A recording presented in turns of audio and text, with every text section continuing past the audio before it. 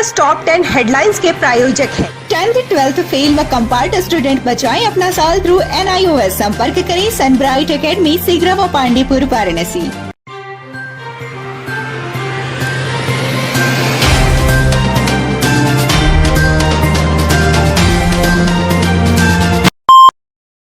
शनिवार को बीएचयू जांच लैब से प्राप्त रिपोर्ट में 2 नए पॉजिटिव केस मिले हैं। इसी के साथ वाराणसी में पॉजिटिव मरीजों की संख्या 82,410 हो गई है। वाराणसी में अभी तक 22,15,347 लोगों का कोरोना टेस्ट किया जा चुका है। इस समय वाराणसी में 5 एक्टिव केस हैं जिनका इलाज होम आइसोलेशन में चल रहा है।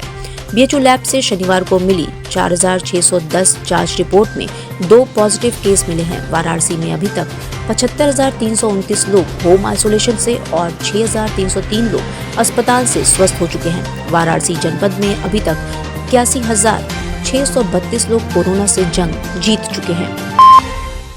यूपीएससीएफ की वाराणसी इकाई को शुक्रवार की रात बड़ी कामयाबी हाथ लगी है। वाराणसी के GHV मॉल के पास से पुलिस ने सरकारी विभागों में नौकरी दिलाने के नाम पर ठगी करने वाले गैंग का खुलासा कर गैंग सरगना सहित कुल 3 अभियुक्तों को गिरफ्तार किया है। पकड़े गए अभियुक्तों के विरुद्ध वाराणसी के थाना कैंट में मुकदमा दर्ज कर अग्रिम विधिक कार्रवाई वाराणसी पुलिस द्वारा की जा रही है।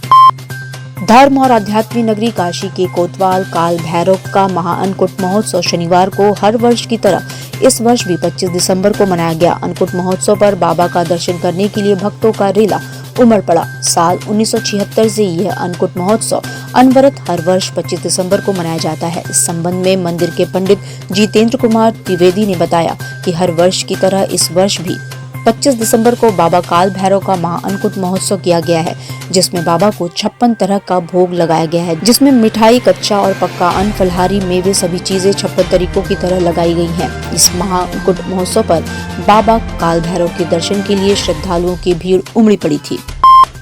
भारतीय जनता पार्टी के संस्थापक, राष्ट्रीय अध्यक्ष और पूर्व प्रधानमंत्री भारत रत्न अटल बिहारी वाजपेयी की जन्म जयंती के उपलक्ष्य में पार्टी कार्यकर्ताओं ने शनिवार को सुशासन दिवस के रूप में मनाया। इस दौरान महानगर के सभी बूथों पर उन्हें श्रद्धांजलि दी गई।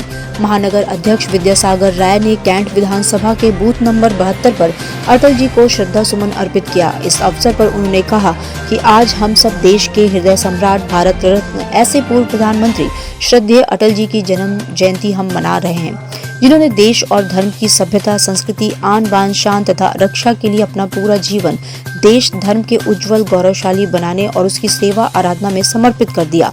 संगठन के निर्देशानुसार महानगर के तीनों विधानसभाओं में विभिन्न स्थानों से अटल युवा संकल्प यात्रा निकाली गई, जिसे मंत्री नीलकंठ तिवारी, मंत्री रविंद्र जायसवाल और कैंट विधायक सौरभ श्रीवास्तव ने हरी झंडी दिखाकर रवाना किया। वहीं कैंट विधायक ने भी बाइक यात्रा में सहभागिता की। श्री काशी विश्वनाथ मंदिर परिक्षेत्र में दुकान चलाने वालों को धाम के निर्माण कार्य के पहले हटाया गया था।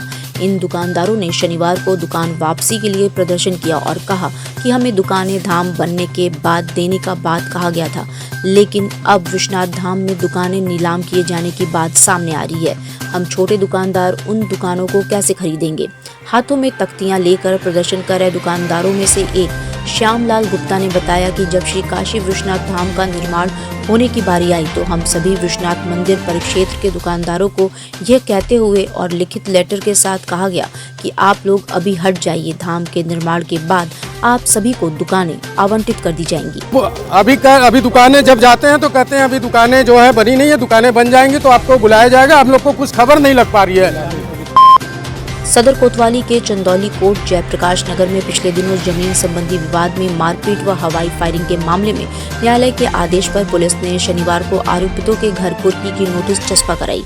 दोनों पक्षों से 14 लोगों पर मुकदमा दर्ज है। पुलिस अभी एकमात्र एक को ही गिरफ्तार कर चुकी है, अन्य फरार चल रहे हैं। आरोपित अदालत में पेश नहीं हुए तो मकान की कुर्की होगी। पुलिस ने 7 असलहों का लाइसेंस निरस्त करने के लिए भी DM संजीव सिंह को पत्र भेज दिया है।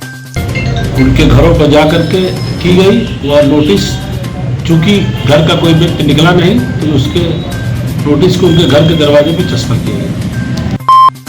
मंडी समिति टैक्स के विरोध में शनिवार को गोला दीनानाथ व्यापार समिति के व्यापारियों ने प्रतीकात्मक बंदी रखी। व्यापारियों ने कहा कि जब सरकार वन नेशन वन टैक्स की बात करती है तो फिर मंडी समिति टैक्स कैसा।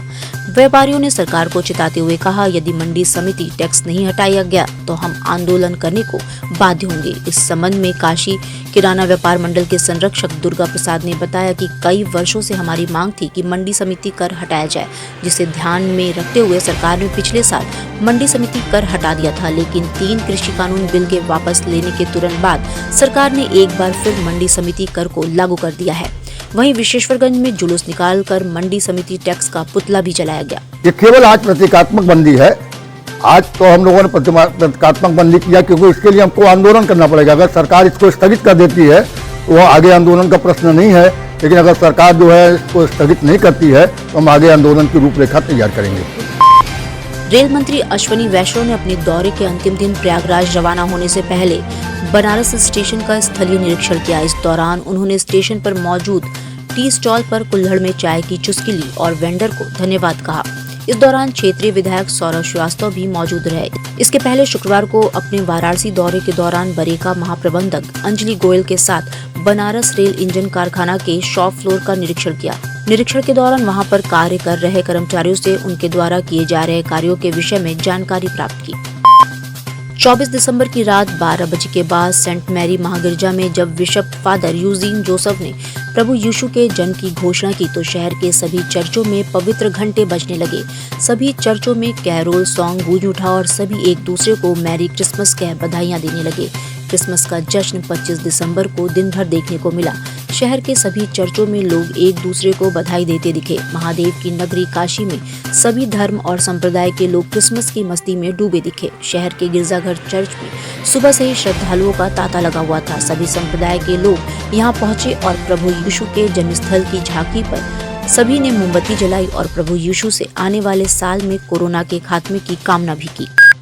महामना मदन मोहन मालवीय की 160वीं जयंती पर बीएचयू के मालवीय भवन परिसर में पुष्प प्रदर्शनी लगाई गई। इस दौरान परिसर फूलों से महक उठा और वादियों में बदल गया। महामना की जयंती और पर्यावरण के प्रति लोगों को जागृत करने के लिए हर साल फूलों की प्रदर्शनी लगाई जाती है। इस प्रदर्शनी का बीएचयू के कुलपति बीके शुक्ला ने फीता काटकर उद्घाटन किया, जिसके बाद प्रदर्शनी को लोगों के दर्शनार्थ हेतु खोल दिया गया।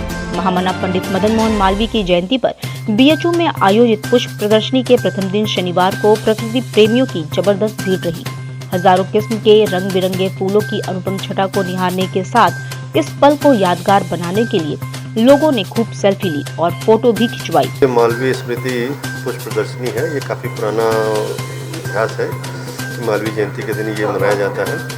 इस तरह के बहुत सारे कार्यक्रम सप्ताह भर के लिए विश्वविद्यालय में चल रहे हैं। पुष्प प्रदर्शनी एक है।